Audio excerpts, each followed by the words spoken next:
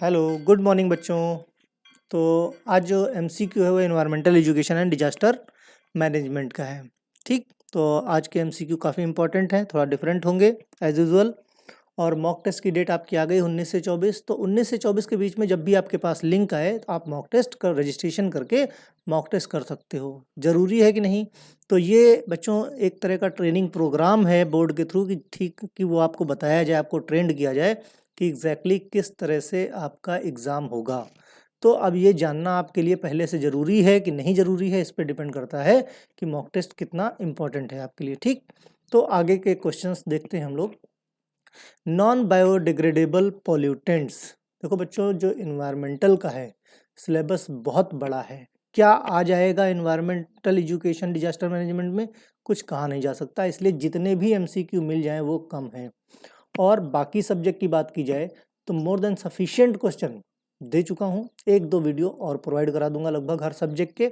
लेकिन पुराने वीडियोस का एक एक क्वेश्चन अगर आपने रट लिया तो विश्वास मानो सबका सब, जितना भी स्टूडेंट यहाँ पे पढ़ रहा है मेरे चैनल के थ्रू, वो सब का सब बहुत अच्छे नंबर से सिर्फ पास नहीं होगा, बहुत अच्छी ग्रेड उसकी आएगी। ओके, तो नॉन बायोडिग्रेडेबल पॉल्यूटेंट्स कौन कौन से हैं? मीन्स जो इजीली बायोडिग्रेड नहीं होते हैं, इजीली क्या होते हैं, डिस्पोज नहीं होते हैं।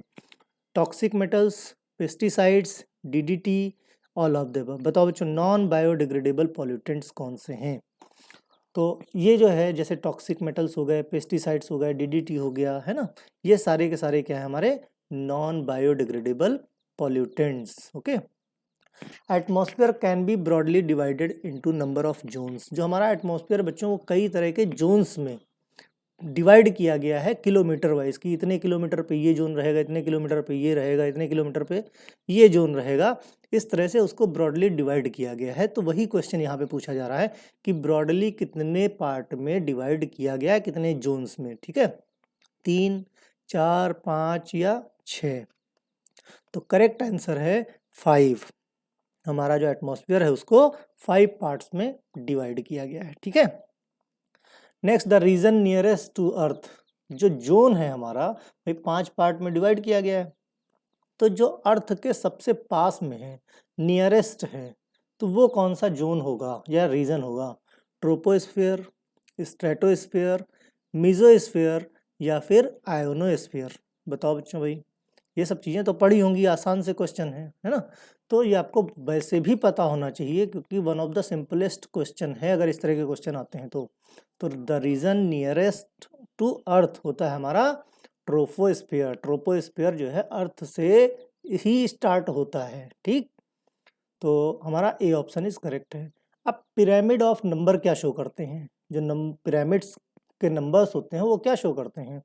Productivity of successive trophic level, या showing number of organism at each level, या showing rate of energy flow, या फिर ऑल ऑफ द अबव। जो पिरामिड्स ऑफ नंबर होते हैं वो क्या शो करते हैं? शो करते हैं हमारे showing number of organism at each level. कितने number of organism each level पे हैं, सभी लेवल पे कितने ऑर्गेनिज्म हैं, पिरामिड्स ऑफ नंबर यही शो करता है। ठीक है, अब यहीं पे बात करते हैं अगर पिरामिड ऑफ बायोमास, तो वो किसका वेट के हिसाब से लेते हैं, वेट के हिसाब से कितना ज़्यादा वहाँ पे ऑर्गेनिज्म है। ठीक है, तो वो बायोमास की बात हुई, यहाँ पे बात हुई पिरामिड्स ऑफ नंबर्स की। अब green house gases can be arranged in GWP, global warming potential. देखो GWP एब्रिविएशन में भी लिखा हो सकता है, इसीलिए मैंने यहाँ पे दोनों चीज़ क्लियर कर दी है कि GWP कहीं लिखा है it means global warming potential, यानी greenhouse gases can be arranged in global warming potential. Sequence as follow, किस तरह से होता है भाई? पोटेंशियल किस में होता है ज़्यादा गर्म करने? Carbon dioxide, methane, N2O CFC, या फिर मीथेन CO2 N2O CFC, या CFC CO2 N2O CH4, या फिर CFC N2O CH4 या CO2। तो कौन सा ऑर्डर ग्लोबल वार्मिंग के लिए पोटेंशियली अरेंज किया गया है, इसमें कौन सा सीक्वेंस सही होगा? तो अगर बात की जाए GWP means global warming potential की, तो इसमें जो हमारा कार्बन फ्लोरोकार्बन, ठीक है, नाइट्रोजन डाइऑक्साइड, कार्बन मीथेन और कार्बन डाइऑक्साइड है ना, डाई नाइट्रोजन ऑक्साइड सॉरी। तो यहाँ पे हमारा जो डी वाला ऑप्शन है that is the correct answer. ठीक, तो यहाँ पे CFC जो होता है ग्लोबल वार्मिंग के लिए सबसे पोटेंशियली रिस्पॉन्सिबल होता है। ठीक, तो अब कार्बन डाइऑक्साइड का सिंक किसे कहते हैं? पॉन्ड, ओशियन, रिवर या फॉरेस्ट? तो बच्चों जो कार्बन डाइऑक्साइड का सिंक होता है that is called ocean. Ocean is the most powerful source sink of carbon dioxide. सबसे ज्यादा एब्जॉर्ब कार्बन डाइऑक्साइड ओशियन में होती है, यानी बी ऑप्शन इज करेक्ट है। इन green house gas the ratio of energy produced and carbon dioxide released is in order. किस order में भाई एनर्जी प्रोड्यूस होती है और कार्बन डाइऑक्साइड रिलीज होती है? पेट्रोलियम, बायोमास, कोल, नेचुरल गैस, या फिर नेचुरल गैस, कोल, बायोमास, पेट्रोलियम। सी हमारा क्या है? नेचुरल गैस, कोल, बायोमास, पेट्रोलियम। और डी ऑप्शन क्या है? नेचुरल गैस, पेट्रोलियम, बायोमास और कोल। तो हमारा सही ऑप्शन क्या है? नेचुरल गैस से एनर्जी सबसे ज़्यादा, और रिलीज ऑर्डर कार्बन डाइऑक्साइड का रहता है पेट्रोलियम, बायोमास, कोल। मीन्स इस रेंज में क्या रहता है? Ratio of energy produced and carbon dioxide release in this order, natural gas, petroleum, biomass and coal. Okay, next है ozone umbrella present in which region? Ozone umbrella किस region में present है होता है? मीजोस्फीयर में, या आयोनोस्फीयर में, troposphere में, स्ट्रेटोस्फीयर में? बताओ भाई, ओजोन लेयर या ओजोन अम्ब्रेला किस रीजन में सबसे ज़्यादा या किस जोन में प्रेजेंट होता है? ओजोन क्या बच्चों, हमारी जो हमारा एटमॉस्फेयर है, सन से जो अल्ट्रावायलेट रेज आती हैं उनको क्या ये ओजोन क्या करता है? एब्जॉर्ब कर लेता है, जिससे डायरेक्टली क्या होता है? हमारी अर्थ तक नहीं पहुंचती है। तो ये एक तरह का अम्ब्रेला, जैसे बारिश होती है तो छाता खोल लो तो क्या भीगते नहीं है ना, उसी तरह से ओजोन एक अम्ब्रेला टाइप का एक शीट बना लेता है, प्रोटेक्टिव शीट बना लेता है, जिसकी वजह से अल्ट्रावायलेट रेज अर्थ पे नहीं आती हैं। अगर सोचो अगर अल्ट्रावायलेट रेज डायरेक्ट अर्थ पे आ जाए तो क्या होगा? है, बहुत ज़्यादा तबाही हो जाएगी। तो ये किस लेयर, किस जोन में होता है? स्ट्रेटोस्फीयर हमारा जो है, स्ट्रेटोस्फीयर में हमारा क्या होता है? अम्ब्रेला। किसका अम्ब्रेला? ओजोन का अम्ब्रेला है। मींस ओजोन लेयर जो हमारी कहाँ पे होती है? स्ट्रेटोस्फीयर, यानी डी ऑप्शन इज करेक्ट है। अब effect of absence of ozone layer, अगर ओजोन लेयर ना हो, अब्सेंट हो, तो क्या होगा? बायोलॉजिकल फर्नेस, मींस जितना भी लिविंग बींग है वो क्या? जल जाएंगे, फर्नेस हो जाएंगे।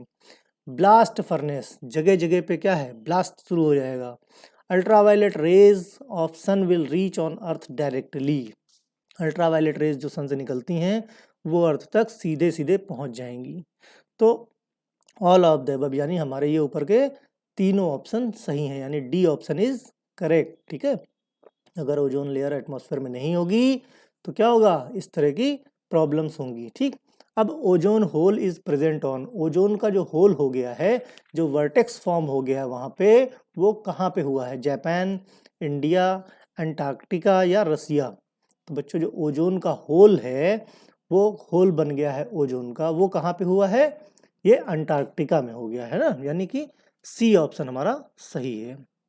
नेक्स्ट है size of ozone layer is, ozone layer का साइज कितना है? ओजोन लेयर का साइज ऑफ यूएसए के बराबर है, या 2 टाइम्स लार्जर देन यूएसए है, या 3 टाइम्स लार्जर देन यूएसए है, या साइज ऑफ इंडिया है? तो बच्चों ये है हमारा 3 टाइम्स लार्जर देन यूएसए, यानी सी ऑप्शन इज करेक्ट है। अब production of CFCs is band in India, CFC का प्रोडक्शन इंडिया में बैन कब हुआ? 1 जनवरी 2000, 2003? तो 2003, 1 जनवरी 2003 से production of carbon fluorocarbon ban हो गया है। कहाँ पे? इंडिया में, यानी बी ऑप्शन हमारा सही है। The water prevention and control of pollution act, यानी कि ये जो वाटर पॉल्यूशन का control, prevention and control act है, ये कब हमारा आया? 1955, 1974, 1988 या 1990? तो 1974 में water prevention and control pollution act बनाया गया था। ठीक है, यानी बी ऑप्शन हमारा सही है। The water prevention and control of pollution cess act, बच्चों देखो दो तरह से क्वेश्चन पूछ सकते हैं। एक तो सीधा प्रिवेंशन एक्ट हो सकता है, दूसरा क्या, सेस एक्ट हो सकता है। अब सेस एक्ट क्या होता है, ये एक्ट स्पेशली बनाया जाता है इंडस्ट्रीज के लिए। जो इंडस्ट्रीज में कितना वाटर मींस इंडस्ट्रीज का जो वेस्ट निकलता है वहाँ पे उसका क्या है, प्यूरिफिकेशन, वेस्ट का प्यूरिफिकेशन किया जाता है। तो ये इसमें डिफाइन होता है सेस एक्ट में, किसके, water prevention control pollution act के सेस एक्ट में ये डिफाइन है कि कितने लेवल तक का पॉल्यूशन वाटर में हो या एयर में हो, ये किस लेवल तक परमिसिबल है। उससे ज़्यादा अगर होता है तो इंडस्ट्रीज को वार्निंग लेटर मिल जाती हैं। ठीक है, तो ये कब आया, देखो दोनों अलग अलग चीज़ें हैं, कंफ्यूज मत होना। सेस एक्ट और simple water prevention and control pollution act. तो बहुत ध्यान से क्वेश्चन पढ़ना, नहीं तो कन्फ्यूजन हो जाएगा। पता लगा सेस को सिंपल में कर दिया, सिंपल को सेस में। तो कब आया भाई, 1974, 1977 या 1988 या ऑल ऑफ द अबव। तो ये 1977 में आया। क्या है ये, सेस एक्ट। ओके, ये स्पेशली किसके लिए है, इंडस्ट्रीज के लिए, या जहाँ पे बहुत बड़े लेवल पे वेस्ट निकलता है, इंडस्ट्रियल वेस्ट निकलता है, यानी हमारा बी ऑप्शन सही है। अब साइंस ऑफ सॉइल को क्या बोलते हैं भाई, पेडोलॉजी, पेडोज अर्थ, या edaphology, all of the above. तो बच्चों science of soil is called D है हमारा, यानी सब पेडोलॉजी, पेडोज अर्थ या इडेफोलॉजी, ये तीनों के तीनों क्या हैं, साइंस ऑफ सॉइल बोलते हैं जिसको। ठीक है, यानी स्टडी ऑफ सॉइल या साइंस ऑफ सॉइल। तो हमारा डी ऑप्शन सही है, all of the above. Next है the process of humus. Humus को बच्चों हार्ट या सोल ऑफ सॉइल बोलते हैं। हार्ट ऑफ सॉइल या सोल ऑफ सॉइल, या तो दिल है सॉइल का या फिर आत्मा है सॉइल की, क्या, हमारा ह्यूमस। ह्यूमस फॉर्मेशन को क्या बोलते हैं, ह्यूमिडिफिकेशन, डीह्यूमिडिफिकेशन, ह्यूमिफिकेशन या डीह्यूमिफिकेशन। तो बच्चों जो ह्यूमस है, बहुत ध्यान से देखो, ऑप्शन एक जैसे लग रहे हैं तो बहुत ध्यान से इनका जवाब देना। तो humus means soul of earth, also known as heart of soil, soul of soil या हार्ट ऑफ सॉइल। ठीक है, तो ह्यूमस के फॉर्मेशन को बोलते हैं ह्यूमिफिकेशन, यानी सी ऑप्शन हमारा सही है। Agent of soil erosion, soil erosion के बहुत सारे एजेंट, बहुत सारे तरीकों से सॉइल इरोजन हो सकता है। वाटर इरोजन है, जगह जगह पे क्या बाढ़ आ जाती है ना, लैंड स्लाइड्स हैं, स्ट्रीम बैंक इरोजन है, फ्लड आ गया है, सुनामी आ गई, इससे क्या होता है, सॉइल इरोजन होता चला जाता है। और भी बहुत सारे, विंड इरोजन है, जैसे राजस्थान वगैरह में क्या है, विंड इरोजन, ऊपर की जो लेयर है वो विंड के थ्रू दूसरी जगह पे शिफ्ट हो जाती है, यानी हमारा डी ऑप्शन सही है। अब lungs of the nature is called, nature का लंग्स क्या होता है, कंज्यूमर होता है, ग्रीन प्लांट, कार्निवोरस या ओमनिवोरस। तो सिंपल सा है, अगर थोड़ा सा भी दिमाग ना लगाओ तो भी समझ में आता है। Lungs of the nature is called green plants, यानी बी ऑप्शन हमारा सही है। Effect of carbon monoxide on plant cause. अब कार्बन मोनोऑक्साइड का प्लांट्स पे क्या असर होता है, leaf curling, leaf drop, reduced leaf size, या येलो हो जाती हैं लीफ का कलर, यानी ऑल ऑफ द अबव सही है। कार्बन मोनोऑक्साइड जब प्लांट लेता है तो ऐसा नहीं है कि कोई जहर खाता है तो उस पर असर नहीं होता है, ये है कि कंपैरेटिव ह्यूमन बीइंग। अब ह्यूमन बीइंग को अगर कार्बन मोनोऑक्साइड की पॉइजनिंग हो जाए तो क्या होगा, दम घुट जाएगा, अस्थमा हो जाएगा, कंजस्टिव हार्ट फेल्योर हो जाएगा, ब्रेन हेमरेज हो सकता है। क्यों, क्योंकि ब्लड की रीच बॉडी में सभी जगह तक होती है, और कार्बन डाइऑक्साइड की जो एफिनिटी होती है ब्लड से बाइंड होने की, वो 10 टाइम्स ग्रेटर देन ऑक्सीजन होती है। मीन्स अगर कार्बन मोनोऑक्साइड और ऑक्सीजन बराबर मात्रा में एटमॉस्फेयर में है तो क्या होगा, आपके ब्लड में कार्बन मोनोऑक्साइड ज़्यादा बाइंड होगा। हीमोग्लोबिन से carbon monoxide 10 times faster bind हो जाता है इन कंपैरिजन टू ऑक्सीजन। ठीक है, तो वो तो ह्यूमन बीइंग की बात हुई। यहाँ पे बात किसकी हो रही है, प्लांट की। तो प्लांट में क्या होगा भाई, उसको भी नुकसान होगा, लीफ कर्ल हो जाएंगी हैं, छोटी छोटी हो जाएंगी, लीफ गिरने लगेंगी, साइज उसका बहुत रिड्यूस हो जाएगा लीफ का। मीन्स ये क्या है, सब साइड इफेक्ट है। नेक्स्ट है asbestos caused by.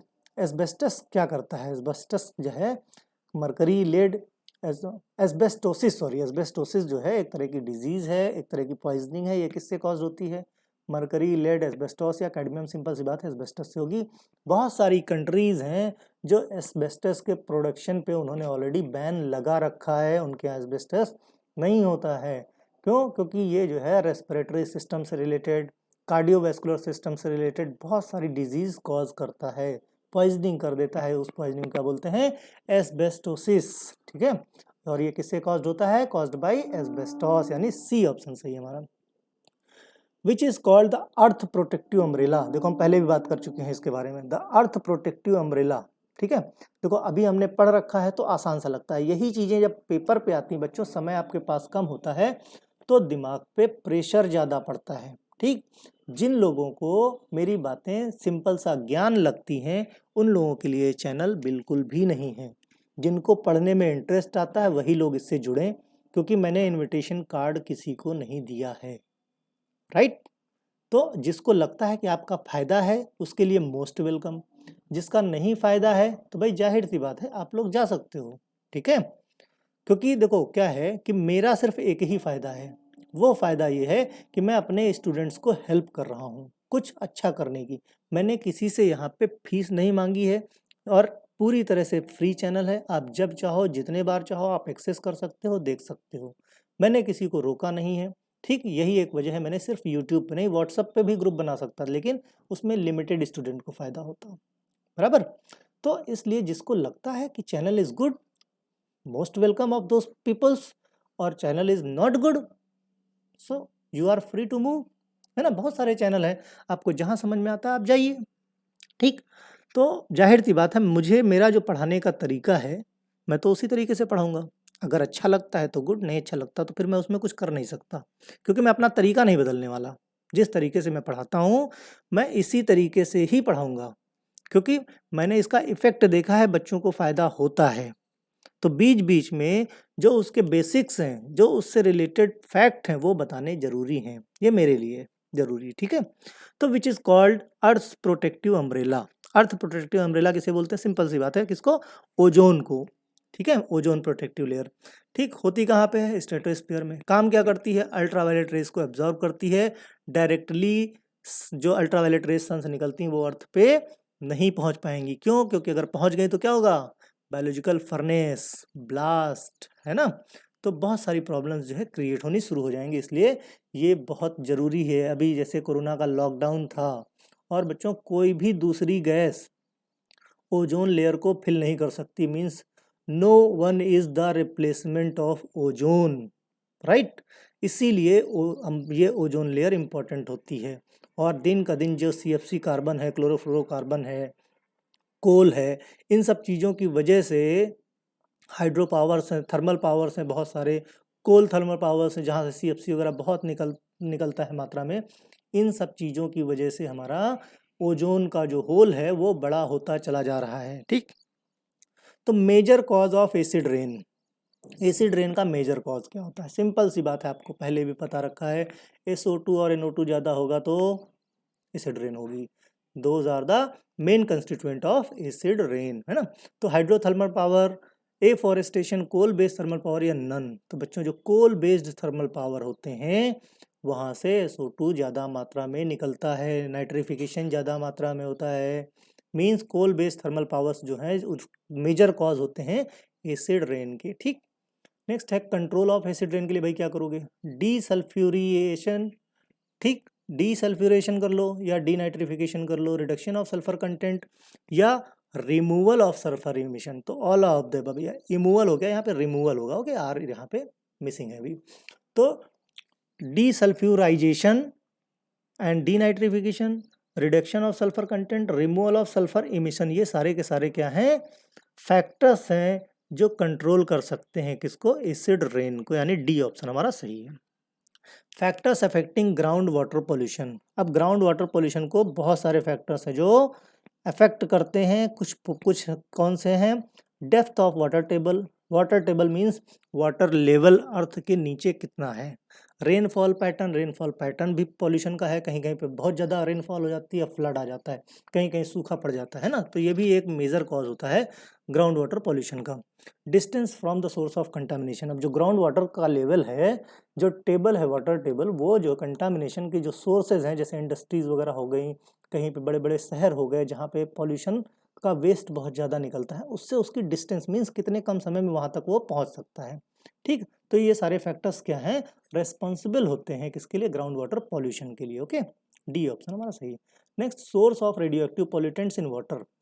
Radio active pollutants in water के सोर्सेस कौन कौन से हैं, nuclear reactor, nuclear power, use of radio active material in nuclear weapons, radio active fall out from nuclear bomb, means nuclear bomb कहीं गिरता है तो वहाँ से भी क्या होता है, रेडियो एक्टिव रेडिएशंस निकलते रहते हैं। न्यूक्लियर वेपन्स क्या जो मटेरियल जहाँ पे यूज़ होता है, जाहिर सी बात जब रेडियो एक्टिव मटेरियल यूज़ किया जाएगा, फर्नेस किया जाएगा, उससे रिएक्शन कराई जाएगी, तो साइड में बाई प्रोडक्ट जो उसके वेस्ट प्रोडक्ट होते हैं उनसे भी क्या निकलता है हमारा, radiations. Nuclear reactors, nuclear power, इन सबसे क्या है, बहुत सारा रेडियो एक्टिव रेडिएशन निकलता है, रेडियो एक्टिव वेस्ट निकलता है जो वाटर को पॉल्यूट कर देता है, यानी डी ऑप्शन हमारा सही है। नेक्स्ट है सीओडी स्टैंड्स फॉर।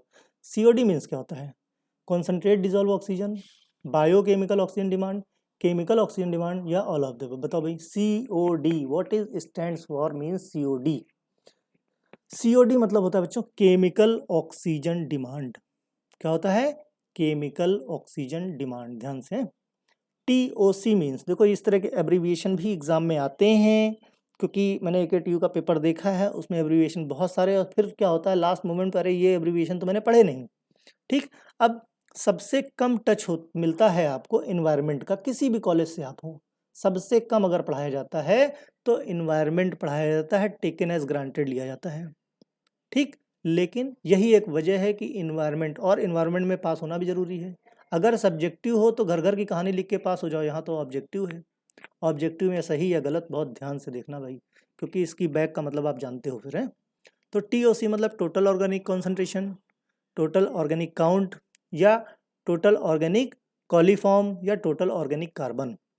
तो TOC मतलब होता है बच्चों टोटल ऑर्गेनिक कार्बन, यानी हमारा डी ऑप्शन सही है। ठीक है, नेक्स्ट है source of solid waste. Solid waste का मेन सोर्स क्या होता है, domestic waste, municipal solid waste, या इंडस्ट्रियल वेस्ट। अब म्यूनिसिपल सॉलिड वेस्ट की जगह पे आपको MSW भी लिखा आ सकता है, वहाँ पे समझ जाना कि म्यूनिसिपल सॉलिड वेस्ट, क्योंकि पेपर कैसा बनेगा और कौन बनाएगा, उसमें क्या दे देगा, बोर्ड से आप लड़ नहीं सकते। ठीक है, तो इसलिए municipal solid waste, industrial waste, या ऑल ऑफ द अबव।